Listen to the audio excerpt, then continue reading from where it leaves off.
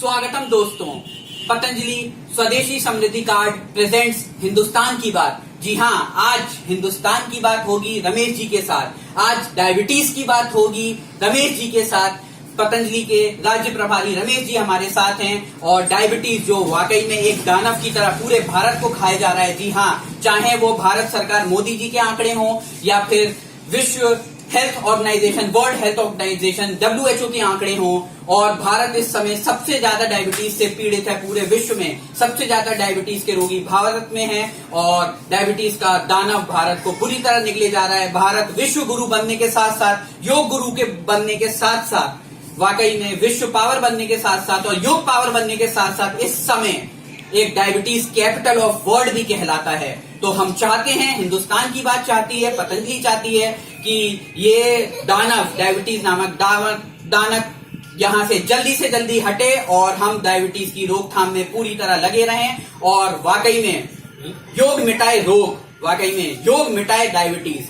तो हम जानते हैं बच्चा, बूढ़ा, जवान, हम सब हैं डायबिटीज के दानव से परेशान। और आइए जानते हैं डायबिटीज के, लेते हैं नुस्खों का ज्ञान, क्योंकि इसी में है डायबिटीज के दानव का समाधान। और हिंदुस्तान की बात ने ये ठान लिया है कि अब हमें डायबिटीज मिटा के ही दम लेना है। हमें, हिंदुस्तान की बात ने ठाना है, हमें भारत को योग युक्त और रोग मुक्त बनाना है। तो जानते हैं डायबिटीज के नुस्खे रमेश जी के साथ। रमेश जी, आप हमें ये बताइए कि डायबिटीज कब, कैसे, क्यों आती है, किस वर्ग में सबसे ज्यादा आती है और इसकी रोकथाम कैसे होनी चाहिए, और ये कभी होए ना उसके लिए क्या दिनचर्या रहनी चाहिए। धन्यवाद भाई रचित टंडन जी, आपने महत्वपूर्ण विषय पर चर्चा की है। और ये रोग नहीं, डायबिटीज को हम रोग नहीं मानते। डायबिटीज है क्या, इस पर ये क्यों आता है, इस पर आपने पूछा है तो विस्तार से मैं चर्चा न करके संक्षेप में करूंगा आपसे। आज हम मानव सभ्यता का जैसे जैसे विकास हो रहा है और मानव सभ्यता के विकास के साथ साथ हम आराम तल्पी ज्यादा होते जा रहे हैं। पाश्चात्य संस्कृति से प्रभावित होकर के हम आरामजनक वस्तुओं की खोज में हम प्रकृति से और श्रम से बिल्कुल रहित हो गए। डायबिटीज का मुख्य कारण तो ये है, हमारा खान पान प्राकृतिक संस्कृति से प्रभावित होकर के हम भारतीय संस्कृति को बिल्कुल छोड़ गए। बर्गर, पिज्जा, चाउमीन, जितने ये फास्ट फूड और जंक फूड का सेवन करते हैं, इसके कारण डायबिटीज का ये मुख्य कारण है। हम अति श्लेष्मक, अति चिकने, अति गरिष्ठ, अति मधुर पदार्थों के सेवन से हमारे शरीर का सिस्टम बिल्कुल खराब, क्यों बिल्कुल अस्त व्यस्त हो रहा है। क्योंकि हम जितनी कैलोरी लेते हैं उतना श्रम नहीं करते तो कैलोरी हमारी पूरी बर्न नहीं होती। अब बर्न न होने से क्या है कि हमारे शरीर में स्थूलता आती है, मोटापा बढ़ता है, और मोटापा बढ़ने के साथ साथ तमाम तरह की बीमारियां होती हैं, उसमें एक डायबिटीज की प्रमुख कारण है। हम अपने पर संतुष्ट न रह करके अति आरामजनक संसाधनों की खोज में आज का जीवन तनावग्रस्त हो गया, ये भी डायबिटीज का प्रमुख कारण है। अब डायबिटीज के लक्षण क्या हैं? जिस व्यक्ति को डायबिटीज हो जाती है तो उसके मुंह सूखता है, हाथ और पैरों में जलन होती है, शरीर में चींटियां काटने जैसा मतलब चुनचुनाहट रहती है। जब ज्यादा हो जाती है तो हाथ पैर शून्य भी हो जाते हैं। बहुमूत्रता की शिकायत इससे रहती है। मूत्र गदीला सा हो जाता है, मूत्र में चींटियां लगती है। यहाँ तक कि जो नपुंसकता भी इससे आती है। अगर ऐसी समस्या किसी को है, अगर हम पूरी तरह से अपने खान पान को, अपनी दिनचर्या को नियंत्रित रखते हैं तो डायबिटीज होती ही नहीं। अगर हो भी गई है तो उसके लिए हमें क्या करना चाहिए? सबसे अच्छा साधन है इसके लिए योग में क्या करना चाहिए? प्राणायाम तो हमें सभी करना ही चाहिए। कपालभाति, अनुलोम विलोम पर हमें विशेष ध्यान देना चाहिए। इसके लिए डायबिटीज जिनको हो गई है उनके लिए मंडूकासन, वक्रासन, इसके लिए गोमुखासन यानी चक्की चालन, पादहस्तासन, ये जितने भी यानी हमारे पेट पर और पेनक्रियाज पर बल देने वाले आसन है, ये सभी हमें करने चाहिए। असल में डायबिटीज है क्या? डायबिटीज एक 7 सेंटीमीटर लंबी नाभि के दोनों तरफ एक क्लोम ग्रंथि होती है। क्लोम ग्रंथि में अल्फा बीटा गामा सेल होते हैं। बीटा सेल इंसुलिन बनाते हैं और जब बीटा सेल इंसुलिन बनाना बंद कर देते हैं, तो फिर जब हम जो भोजन करते हैं, भोजन का पाचन पूरा हमारा आमाशय में होता है और उसके बाद आंतों से छोटी आंत में उसका ग्लूकोज के रूप में अवशोषण होता है, और ग्लूकोज में इंसुलिन न होने से उसकी जो शर्करा की मात्रा होती है वो नियंत्रित नहीं होती, फिर वो ब्लड में और शुगर में चली जाती है, जिससे हमारी कोशिकाएं क्षतिग्रस्त हो जाती है। और कोशिकाओं के क्षतिग्रस्त होने से जिसको डायबिटीज हो, डायबिटीज महाराजा है, यानी महाराजा राजा के साथ तमाम सेना सपाटा चलता है। इसी तरीके से जिसको डायबिटीज हो उसको सारे रोग हो गए, उसकी आंखों पर भी असर आएगा, उसके कंधे भी जाम होते हैं, उनकी किडनी पर भी असर होता है, उनके लीवर पर भी असर होता है, सारे रोग उससे हो जाते हैं। तो डायबिटीज एक महादानव की तरह से रोग है। इस पर हमें कंट्रोल खानपान से करना चाहिए। अगर खानपान और आप योग और प्राणायाम से जुड़े रहते हैं तो डायबिटीज होगी नहीं, हो गई है। तो हम योग, प्राणायाम, आसन और प्राणायाम, इसके बाद पतंजलि ने बहुत अच्छी दवाएं इसके लिए बनाई। मधुनाशनी है, बहुत अच्छी दवा, कुछ भस्में भी है, इनका हम सेवन करते हैं। लौकी, वो खीरा, करेला, टमाटर का जूस इसमें अति उपयोगी है। डायबिटीज अकेले गिलोय से चली जाती है। मैंने कई रोगियों पर, सामान्य रोगियों पर परीक्षण किया है, गिलोय इसके लिए बहुत अच्छी है। जैसा कि भाई साहब आप चिरायता मांग रहे थे, चिरायता इसके लिए 10 चीजों का कॉम्बिनेशन है, वो हमारी मधुनाशनी में है। जैसे मेथी दाना, करेला, गिलोय, आपका चिरायता, काल मिर्च, काली जीरी, कुटकी और नीम की पत्ती और जामुन की गुठली, इनका अगर हम सेवन करते हैं तो निश्चित ही मधुमेह में लाभ होता है। और मधुमेह लाइलाज नहीं, लाइलाज तो कोई बीमारी नहीं है भाई टंडन जी। जहाँ 4 चीजें होती हैं वहां पर कोई रोग असर। 4 चीजें क्या? एक तो वैद्य सही होना चाहिए, वैद्य यानी वैद्य और रोगी के बीच एक सेवा का संबंध। दूसरा, दवाइयां, औषधियां सही होनी चाहिए। पतंजलि की औषधियों पर कोई संदेह, कोई भ्रम नहीं है। पूरी तरह से हमारी भस्में तो स्वामी मुक्तानंद जी है, उनके संरक्षण बनती है। पूरी औषधियों पर आचार्य जी का होल्ड रहता है। तो औषधियों में कोई भ्रम नहीं है, कोई संदेह नहीं है, कोई मिलावट नहीं है। तीसरी चीज, रोगी सही होना चाहिए। अब आप कहेंगे कि रोगी सही होगा तो फिर तो आपके पास क्यों आएगा? रोगी सही से तात्पर्य है रोगी को अपने रोग को ठीक करने की तीव्र अभिप्सा होनी चाहिए। जिस तरीके से किसी को पानी में डुबा दिया जाए तो वो पूरी अपनी ताकत लगा देता है पानी से निकलने के लिए, तो इस तरीके से ये रोगी में तीव्र अभिप्सा है तो कोई रोग असाध्य नहीं है। चौथी चीज, तीमारदार भी ठीक होना चाहिए। अब तीमारदार से आप कहो, तीमारदार को क्या मतलब? तीमारदार से तात्पर्य है कि अगर रोग, जैसे आप परिवार में किसी को डायबिटीज है और घर वाले गुलाब जामुन या मीठी चीजें खाते हैं, ला करके रखते हैं, तो भाई उनकी भी इच्छा चलेगी, वो भी खाएंगे, तो कोई लाभ नहीं होना। लेकिन कहा भी गया है हमारे आयुर्वेद में, पत्थे के औषधि, अपत्थे के, जो जिनकी दिनचर्या, आहारचर्या, ऋतुचर्या सही रहती है उनको औषधि की कोई जरूरत नहीं होती, और जिनकी आहारचर्या, दिनचर्या, ऋतुचर्या सही नहीं रहती उन पर कोई औषधि काम नहीं करती। तो कोई रोग असाध्य नहीं है। हमारा आपसे निवेदन है, हम चाहते हैं कि आप आगरा के लिए लेकर के बहुत संवेदनशील हैं, तो हमारा आपसे निवेदन, हम चाहते हैं स्वस्थ आगरा, स्वच्छ आगरा, व्यसन मुक्त आगरा, संस्कार युक्त आगरा बनाएं। और इसमें जो भी आप हमसे चाहेंगे हम आपको समय देंगे। वैसे मैंने निश्चय किया है कि सप्ताह में कम से कम 1-2 दिन में आगरा के लिए जरूर दूंगा, क्योंकि मेरी जन्मभूमि और कर्मभूमि भी है। जन्मभूमि तो मेरा एटा है, कर्मभूमि आगरा है। स्वामी जी के साथ विगत 9 सालों से मैं लगा हुआ हूँ। अब चाहता हूँ कि कुछ लाभ यहाँ के क्षेत्रीय लोगों को मिले। यदि आप सबने सहयोग किया तो हम आपको वायदा करते हैं कि 2 साल के अंदर यहाँ किसी भी प्रकार का कोई रोगी आपको नहीं, पूरा आगरा आपको क्लीन मिलेगा, किसी तरह की कोई यहाँ समस्या नहीं होगी। लेकिन ये सब तभी संभव है जब आप सब, हम सब मिलकर काम करेंगे। तो बस बहुत अच्छा लगा। रमेश जी, एक चीज और पूछनी थी कि डायबिटीज मुक्त भारत बनाने के लिए आम इंसान को क्या जीवन शैली करनी चाहिए, फॉलो करनी चाहिए ताकि डायबिटीज हो ना? सबसे बड़ी बात है कि योग प्राणायाम करें या मॉर्निंग वॉक करें, ये तो जानते हैं। खान पान किस टाइम से और एग्जैक्ट क्या खान पान होना चाहिए? देखिए, मैं आपको एक संक्षेप में एक ही बात बता दूं कि यदि हम अपनी ऋषियों की संस्कृति से, ऋषियों के अनुसार यदि हम आचरण करते हैं तो कोई रोग होने वाला ही नहीं। हम प्रकृति से जुड़े रहेंगे तो कोई रोग है क्या? अरे भाई, हमारे शरीर में 5 तत्वों से निर्माण, 5 महाभूतों से निर्मित है।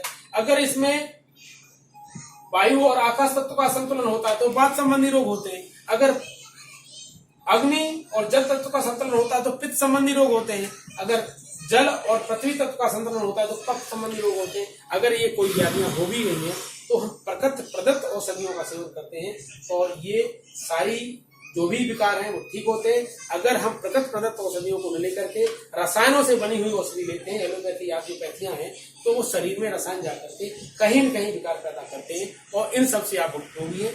भाई साहब की काफी मतलब कुछ समय से हमारे चिकित्सालय से इनको डायबिटीज है, मधुमेह है और ये यहाँ से औषधियां ले रहे हैं।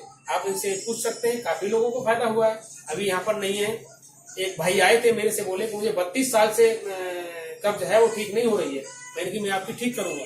तो मैंने कुछ प्राकृतिक चिकित्सा का सहारा लिया और कुछ यहाँ की औषधियां दी। वो 1 सप्ताह बाद ही उन्होंने कहा कि मुझे 25% लाभ। तो इसमें तो कोई संदेह नहीं है।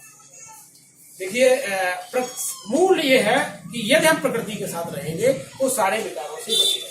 अगर कोई हो भी गया है तो प्रकृति प्रदत्त औषधियों का हम प्रयोग करेंगे तो कभी कोई विकार हमारे शरीर में लगेगा नहीं। अच्छा रमेश जी, इसके लिए सबसे अच्छा घरेलू नुस्खा क्या है, चीप एंड बेस्ट नुस्खा जो हो सकता है? देखिए घरेलू नुस्खे के लिए गिलोय आपको हर जगह मिल जाएगा और गिलोय त्रिदोषनाशक, गिलोय का कोई साइड इफेक्ट भी नहीं है। सामान्य व्यक्ति मिल रहा, मैं भी गिलोय लेता हूँ। गिलोय सबसे अच्छी है। आप खीरा, करेला, टमाटर हर समय मिलता है, इसका स्वरस आप लीजिएगा सुबह। चिरायता बहुत अच्छा है इसके लिए और चिरायता तो अन्य जितने भी रक्त संबंधी विकार हैं सभी के लिए अच्छा है। चिरायते का पौधा आप अपने घर पर लगा सकते हैं, लगाना ही चाहिए। और हमने आपसे निवेदन भी किया है, 4 अगस्त को आचार्य जी का जन्मदिन मनाते हैं, हम जड़ी बूटियां लगाते हैं। अब की आप सबने अगर सहयोग किया तो हम चाहते हैं कि हर पार्क में कम से कम कुछ जड़ी बूटी, गिलोय, एलोवेरा आदि के पौधे लग जाएं।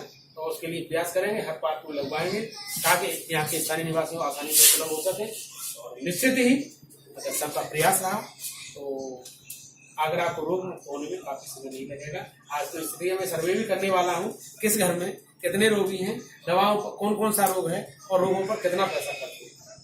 बिल्कुल आप सही बात कह रहे हैं। अगर ये बात है तो मुझे पता है लगभग 35% जीडीपी हमारे भारत की और हर प्रत्येक कमाऊ इंसान की हेल्थ सेक्टर पे खर्च हो रही है और इसी वजह से आप देख सकते हैं। लेकिन वो हेल्थ सेक्टर सारा मोस्टली एलोपैथिक सेक्टर है और इसी वजह से नए नए बड़े बड़े 5 स्टार होटल नुमा हॉस्पिटल खुल रहे हैं, क्योंकि उनको भी पता है कि इंसान अपनी आय का सबसे ज्यादा % अपनी उम्र बचाने में तो लगाता है, लेकिन कहीं ना कहीं एलोपैथिक के जाल में फंसा दिया जाता है या फंस जाता है, या जल्दी फास्ट रिलीफ पेन किलर्स खाने के चक्कर में वो कहीं ना कहीं गलत डिसीजन ले लेता है। इसलिए प्रकृति के साथ रहें।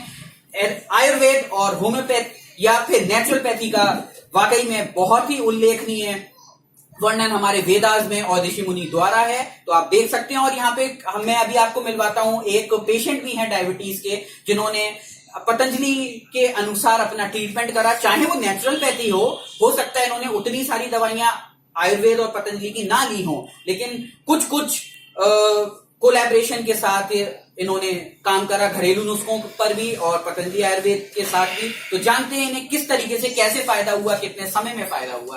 तो सर आपको ये कब हुई, कैसे हुई और कितने समय में फायदा हुआ? सर मेरे को डायबिटीज हुए करीब 13-14 साल हो गए। 48 ईयर्स ओल्ड। और जब से मैं एलोपैथिक दवाइयाँ ही ले रहा हूँ और मेरे को बीच में कोलेस्ट्रॉल की प्रॉब्लम भी हो गई थी पिछली सर्दियों में। तो डॉक्टर्स ने दवाइयाँ दी, कोर्स किया, कोलेस्ट्रॉल में फायदा हो गया, लेकिन डायबिटीज में कोई फायदा नहीं होता। अभी क्या था कि 350 डायबिटीज मेरी रहती। डॉक्टर्स ने जो है मेरे को इंसुलिन स्टार्ट कर दिया। फिर मेरी मदर है तो वो ओल्ड एज है, तो वो थोड़ा सा आयुर्वेदिक को ज़्यादा मानते हैं, तो उनको पित्ती वगैरह की प्रॉब्लम रहती थी। तो उन्होंने यहीं से वैद्य जी को दिखा करके अपना जो है ट्रीटमेंट कराया। तो ट्रीटमेंट में उनको पित्ती में फ़ायदा हुआ और विदिन 1.5 मंथ, ठीक है। और उनको जो पेट की प्रॉब्लम रहती थी उसमें भी बहुत फ़ायदा हुआ है। अभी मेडिसिन भी मैं उनकी लेकर के जा रहा हूँ। और मेरे को डायबिटीज़ के अंदर जब मैंने अभी 2 महीने हो गए मेरे को डायबिटीज़ की दवाई लेते हुए आयुर्वेदिक, तो मेरे को जो है आप विश्वास नहीं करेंगे, जो एलोपैथिक दवाई खाने के बावजूद भी मेरे को जो है 250 डायबिटीज रहती थी। अभी मैं 4-5 दिन से कोई एलोपैथिक दवाई नहीं ले रहा। अभी मुश्किल से मेरे को लिए हुए करीब 2 महीने हुए हैं स्टार्ट किए हुए आयुर्वेदिक। तो मेरे को 200 डायबिटीज आज सुबह मैंने ना पहले 250 थी एलोपैथिक से। एलोपैथिक लेने के बावजूद भी 250 रहती। अच्छा, और एलोपैथिक का खर्चा लगभग कितना था महीने का? एलोपैथिक खर्चा मेरा करीब 2000 रुपए के आसपास महीने का एलोपैथिक का खर्चा। और आयुर्वेद का? आयुर्वेद का है करीब 500-600 रुपए महीना। तो आपने देखा बिल्कुल मामूली से खर्चे में प्राकृतिक दवाइयां और आयुर्वेद की वजह से पैसा भी कम लगा और फायदा भी ज्यादा हुआ और कोई साइड इफेक्ट भी नहीं। तो ये है भारतीय संस्कृति पे विश्वास रखने वाले पेशेंट्स की कहानी, उन्हीं की जबानी। आप चेक कर सकते हैं, इनसे कभी भी पूछ सकते हैं, इनका एड्रेस लीजिए, इनका फोन नंबर लीजिए। सर प्लीज आप हमारे व्यूअर्स को बता दीजिए आप कहाँ रहते हैं और अपना फोन नंबर भी बता दीजिए। मेरा नाम है विनय बंसल, मैं रहता हूँ 10 शारदा विहार हरिओम सेवा सदन के पास, फेज 2 दयालबाग आगरा। मेरा फोन नंबर है 9927049888 4992704988। तो आगे की आप कोई भी इंक्वायरी कर सकते हैं और मैं यही से हिंदुस्तान की बात यही चाहेगी, हिंदुस्तान की बात ने ठाना है कि भारत को डायबिटीज मुक्त बनाना है और इसीलिए आप विश्वास रखिए कि डायबिटीज बहुत मामूली बीमारी है और स्ट्रेस मैनेजमेंट रखिए, खुश रहिए, सुखी रहिए, खुशियां अपनों में भी बांटिए, दूसरों में भी बांटिए, जो भी ज्ञान है, जो भी टिप्स हैं वो सब में बांटिए, तो आप निश्चित ही ठीक होंगे। एक बात मैं और जानना चाहूंगा वैद्य जी कि डायबिटीज के आपने नुस्खे बताए, कई सारी दवाइयां बताई, लेकिन डायबिटीज हिंदुस्तान में ही सबसे ज्यादा क्यों हो रहा है? टेंशन तो सब जगह है और बच्चों में भी क्यों फैलने लगा है? देखिए ऐसा है कि हिंदुस्तान में क्या हुआ कि हमें अपना आचरण, अपना खान पान अपने क्लाइमेट के आधार पर रखना चाहिए। और जो यूरोपीय देश हैं, अन्य देश हैं, उनमें सर्दी ज्यादा रहती है तो वो गरिष्ठ भोजन पिज्जा बर्गर खाते हैं तो उनको वो सूट कर जाता है, क्योंकि सर्दियों में गरिष्ठ भोजन मिलता है। हमारे यहाँ के मौसम परिवर्तन होता रहता है। अब हम गर्मियों में अगर पिज्जा बर्गर या गरिष्ठ भोजन, अति श्लेष्मक भोजन, अति विगाही भोजन का सेवन करेंगे तो वो हमारी पाचन तंत्र को गड़बड़ करेगा। पाचन सिस्टम ही हमारा खराब हुआ। जब पाचन तंत्र हमारा खराब होगा तो तमाम तरह के रोग होंगे। पाश्चात्य संस्कृति हमारे अनुकूल नहीं है, पाश्चात्य भोजन हमारे अनुकूल नहीं है, लेकिन हम अज्ञानता के कारण उसके पीछे पड़ गए कतई। अब आधुनिक आप भी जीन्स पहने हुए हैं, ये जीन्स क्या हमारे इस समय के मौसम के लिए अनुकूल है क्या? लेकिन हम उसमें पड़े, इससे तमाम तरह के आपको इसी संबंधी समस्याएं होंगी। हम भारतीय संस्कृति में जो धोती और कुर्ता का एक प्रधान था हमारा, वो बहुत अनुकूल था, क्योंकि उससे हमारा शरीर खुला खुला सा रहता था। हमारे शरीर के वो आसानी से सूर्य और हवा का स्पर्श हो जाता है। तो देखिए हमारी संस्कृति कतई पाश्चात्य संस्कृति से मेल नहीं। हमको प्रकृति के साथ रहना पड़ेगा, प्रकृति के अनुसार आचरण करना पड़ेगा। अगर ऐसा नहीं करेंगे तो हम अकारण बिना किसी कारण के हम रोगों के शिकार बने। अच्छा वैद्य जी, आपने बहुत अच्छी बात कही, वाकई में जीन्स एक पाश्चात्य सभ्यता है, लेकिन हम चाहेंगे जब हर चीज मॉडिफाई हो रही है, नए नए प्रयोग हो रहे हैं, तो रामदेव जी का भी हम बहुत सुनते हैं व्हाट्सएप पे, सोशल मीडिया पे कि पतंजलि की जीन्स आने वाली है। तो वाकई में ऐसी सुगम जीन्स आए पतंजलि की, जल्दी से जल्दी आए, जो हर इंसान को रिलैक्स भी दे, थोड़ा सा फैशन भी दे, क्योंकि कहीं ना कहीं युवा वर्ग की ये डिमांड है। तेज तरह जिंदगी में, फास्ट मूविंग जिंदगी में हमें मोबाइल भी रखने पड़ते हैं, कई सारे गैजेट रखने पड़ते हैं जो हम पजामा कुर्ता और धोती में सेफ नहीं कर पाते, क्योंकि जब भीड़ होती है मेट्रो में तो वो कहीं ना कहीं कपड़ा कभी भी अटक सकता है, उलझ सकता है, और ये रिक्वायरमेंट है। तो इसको आप पतंजलि कैसे भी करके सॉल्व करें युवाओं की, जो एक बहुत ही इंपॉर्टेंट डिमांड है। मैं प्रचित जी में आपकी बात से सहमत हूँ। आवश्यकता आविष्कार की जननी होती है। स्वामी जी भी कुछ सोच रहे हैं तो इसलिए सोच रहे हैं, क्योंकि आज एक डिमांड है युवा वर्ग की और उसकी हम सप्लाई नहीं देंगे तो विदेशी कंपनियां अपने वो करके, और भारत का जो एक बहुत बड़ा धन है उसको लेकर के विदेशों में जा रही है। तो स्वामी जी इस तरफ प्रयास करते हैं, लेकिन स्वामी जी जो भी उत्पाद देंगे, जो भी प्रोडक्शन होगा पतंजलि का, वो मानव स्वास्थ्य के लिए हितकर होगा। कोई भी उत्पाद पतंजलि का ऐसा नहीं हो सकता जो मानव स्वास्थ्य के लिए अहितकर हो। ये आप सुन लीजिए, बनाएंगे नहीं। देखिए मैं आपको एक और बात बता दूं, हेयर कलर बनाने पर 1 साल से प्रशिक्षण चल रहा है पतंजलि में। मुझे भी एक बार मिला था और यही मैंने फ्रेंड्स बयान में जेबी सिंह को दिया था। उन्होंने कहा कि और से तो अच्छा है, लेकिन हम ये कहें कि इससे पूरी तरह से कोई साइड इफेक्ट नहीं है तो ये नहीं निकाल सकते। तो आज तक अभी वो मार्केट में नहीं आया।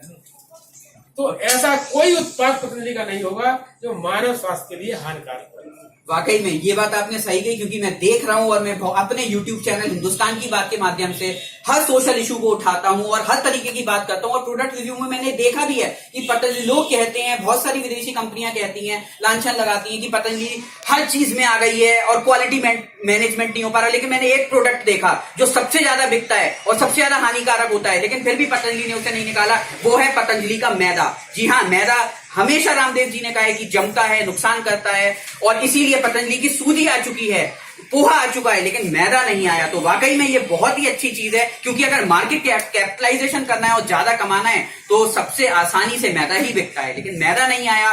और जो काली पत्ती की चाय है वो भी पतंजलि की नहीं आई। बहुत लोग डिमांड करते रह गए लेकिन नहीं आई, क्योंकि चाय में कैफीन और निकोटीन होता है, वो नुकसान करता है, और इसीलिए पतंजलि की शायद कॉफी भी नहीं आई। तो हमारे हिंदुस्तान के बाद के व्यूअर्स के लिए हमने आज डायबिटीज के साथ साथ एक प्रोडक्ट रिव्यू भी दिया है, और आगे आप हमारी वीडियोस देखते रहिए, क्योंकि हिंदुस्तान की बात हर तरीके की बात करेगी, हर प्रोडक्ट रिव्यू आगे भी देगी आपको। और एक प्रोडक्ट मैं बहुत इंपॉर्टेंट कहना चाहूंगा जो डायबिटीज के साथ जुड़ा है, भारतीय संस्कृति के साथ जुड़ा है, वो है पतंजलि का गौमूत्र। जी हाँ, बहुत लोग शर्माते हैं इसके बारे में कहने के लिए, लेकिन हिंदुस्तान की बात डंके की चोट पे कहता है कि ये पूरी दुनिया का बहुत ही अच्छा पेय पदार्थ है जो 100 रुपए लीटर बिक रहा है। वाकई में किसी भी विदेशी एमएनसी कंपनी में अभी तक इतना दम नहीं है जो 100 रुपए लीटर मूत्र बेच के दिखाए, वो भी हमारी गौ माता का। तो ये बहुत अच्छी मार्केटिंग स्किल्स भी हैं और आयुर्वेदिक स्किल्स भी हैं, क्योंकि लोग कितना भी शर्माएं लेकिन जो करके दिखाएं वही है पतंजलि। तो सर आप ये बताइए कि गौमूत्र लोग पीने से कतराते हैं, लेकिन हमारी वेदास और संस्कृति में लिखा हुआ है, तो गौमूत्र किस तरीके से डायबिटीज में जल्दी फायदा कर सकता है? देखिए, मैं एक बार बताऊं तो गौमूत्र को पीने से कतराते क्या है, उसमें एक मीथेन गैस होती है। मीथेन गैस में थोड़ी स्मेल होती है, तो आचार्य जी ने उस पर सोचा तो है, काम भी चल रहा है कि उसको मीथेन गैस निकाल करके और उसको बनाया जाए। गौमूत्र से कैंसर के लिए गौमूत्र से कोई अच्छी औषधि नहीं। आपके पाचन तंत्र को सही रखने के लिए गौमूत्र से अच्छी कोई औषधि नहीं। आपकी मोटापे को कम करने के लिए, वजन को कम करने के लिए गौमूत्र से अच्छी कोई औषधि नहीं। आपके स्किन डिसीज, चर्म रोग जितने भी हैं, स्किन रोग, उसके लिए गौमूत्र से कोई अच्छी औषधि नहीं, और गौमूत्र से सस्ती कोई औषधि नहीं। गौमूत्र का प्रयोग करने से एक तो हम अपने को स्वस्थ बनाएं, दूसरा गौमूत्र के सेवन करने से हम गाय के संरक्षण और संवर्धन पर तमाम संस्थाएं काम कर रही हैं, लेकिन इससे गाय माता की रक्षा के नारे लगाने से गाय माता की रक्षा नहीं होगी। जब तक गाय को हम अनुपयोगी से उपयोगी नहीं बनाएंगे तब तक गाय का संरक्षण नहीं हो सकता। मैं आपके चैनल के माध्यम से समस्त देशवासियों से आह्वान करना चाहता हूँ और निवेदन भी करना चाहता हूँ कि हम गौ निर्मित उत्पादों का अगर अपने दैनिक जीवन में प्रयोग करने लगे तो हम तो स्वस्थ रहेंगे ही, लेकिन गौ माता भी बचेगी। और ये निश्चित है कि जिस दिन गौ माता इस देश में नहीं रहेगी उस दिन मानव के लिए बहुत बड़ी हानि होगी। गाय मानव जीवन के लिए बहुत उपयोगी है। गाय एक तो 24 घंटे ऑक्सीजन देती है। एक गाय की विशेषता आपको मालूम होगी शायद, हर जीव मतलब कार्बन डाइऑक्साइड ऑक्सीजन के साथ ऑक्सीजन लेता है, कार्बन डाइऑक्साइड छोड़ता है, लेकिन गाय ऑक्सीजन छोड़ती है। ये सबसे बड़ी विशेषता है। गाय में सूर्य नाड़ी होती है जो स्वर्ण तत्व का गाय के अंदर निर्माण